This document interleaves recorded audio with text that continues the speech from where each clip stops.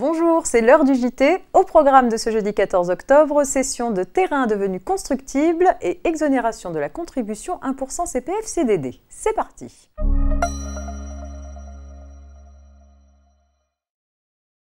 Les plus-values constatées à l'occasion de la première cession à titre onéreux de terrains rendus constructibles sont soumises à une taxe spécifique. Cette taxe s'applique quelle que soit la qualité du cédant, particulier, personne morale ou commune. Ainsi, les communes sont dans l'obligation d'acquitter cette taxe sans pouvoir tenir compte pour le calcul de la plus-value imposable des frais de viabilisation qu'elles ont engagés. En effet, ceux-ci ne font pas partie des dépenses pouvant venir en diminution de l'assiette de la taxe qui sont limitativement énumérées par la loi.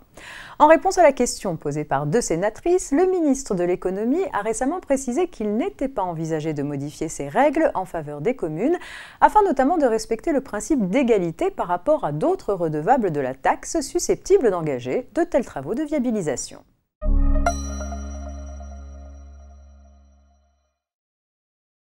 Les entreprises versent une contribution 1% CPF CDD afin de financer le compte personnel de formation des salariés en contrat à durée déterminée, sauf pour certains CDD comme les contrats d'apprentissage ou les CDD saisonniers. Il y a un an, l'exposé des motifs d'amendement au projet de loi de finances pour 2021 évoquait le retrait de l'exonération de 1% CPF CDD, des CDD se poursuivant par un CDI et des CDD conclus avec des jeunes au cours de leur cursus scolaire ou universitaire.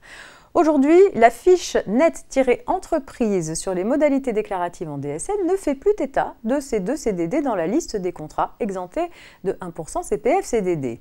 Et le guide des contributions de formation professionnelle et d'apprentissage des employeurs de l'URSSAF, mis en ligne le 27 septembre 2021, indique que pour les contributions dues au titre des périodes d'emploi effectuées à partir du 1er janvier 2022, ces deux types de contrats seront retirés de la liste des CDD pour lesquels la contribution n'est pas due.